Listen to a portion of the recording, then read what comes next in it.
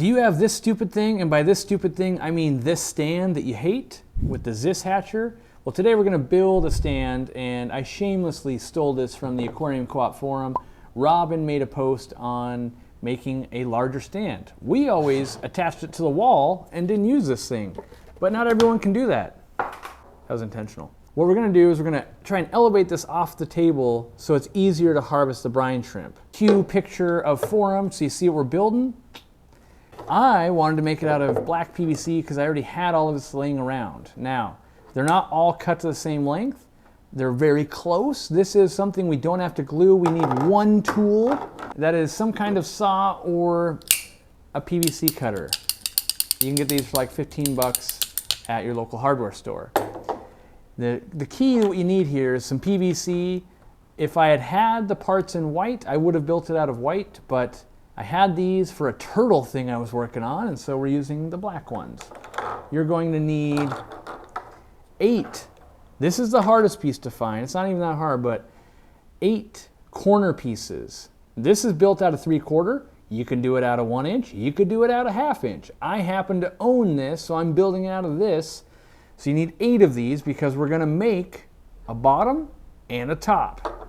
You're also gonna need more PVC to cut up into smaller lengths to go around the actual hatcher. Now, we're building 2 of these to begin with. This looks pretty easy, right? It's a square. And you can see here, it's like you used elbows, but there's still a piece that comes up. So this is either our top or our bottom. And how did I do this, you might ask? Well, all I did was kind of eyeball it and go, well, I'm gonna need a piece about long enough. And then I cut 4 of those. And now, look at that, it hangs in there. It's a little bit loose, you might say. Well, good thing we don't glue it, because you can come back and you can just tighten it up a little bit. That's why you don't have to be too exact. And if you make it a little bit too tight, you can loosen it back up. See, now, we got a nice tight fit. Might be too tight if we were using this all the time. So, don't glue it. So for assembly, it's gonna be real easy. You set your 4 corners, and then you basically go like this. Okay, I basically need to fill in the pieces that go in between. And you eyeball it, and you go, that should do it. You cut 1 off of your larger stick that you have, and then you just hold it up to the next one you're gonna cut, hold your finger there, and you would cut it. Just like that. Don't even need a tape measure because we're not that exact. So I've already pre-cut those so we can speed that up. Now all you gotta do is put them together.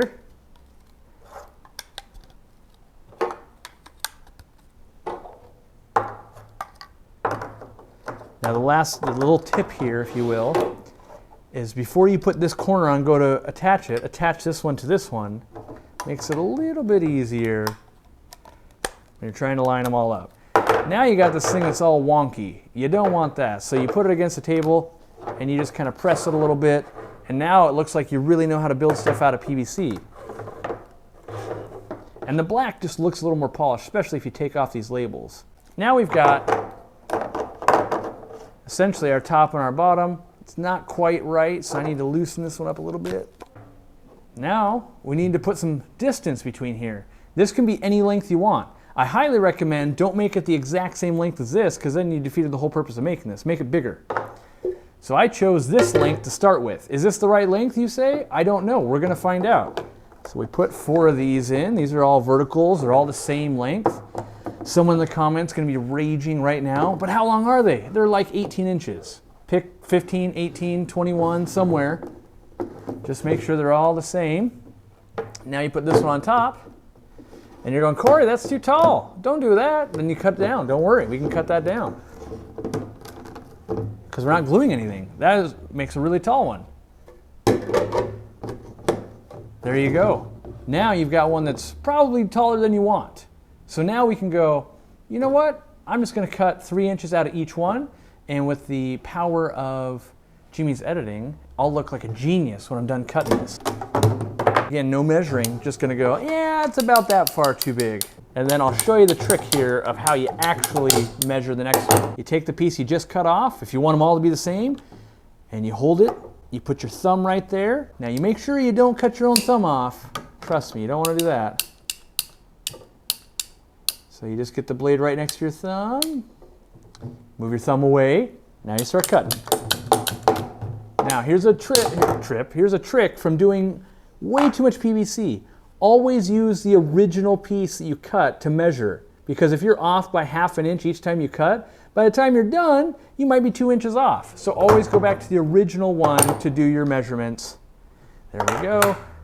Doesn't have to be perfect. This is why if this never worked out, I'd become a plumber, because it's pretty easy to, especially with PEX nowadays.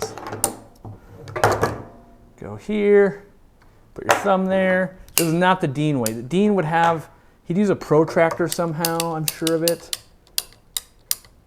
There we go. So now we had one that's too long. What do you know? This is like the exact size piece you would need to make another one of these. Put those in your bin, because you're going to build something with that someday down the road. That for my finger cuts here without measuring, not too bad. You know, we're about ½ an inch off between all of them. Won't matter, because now we just put this back together.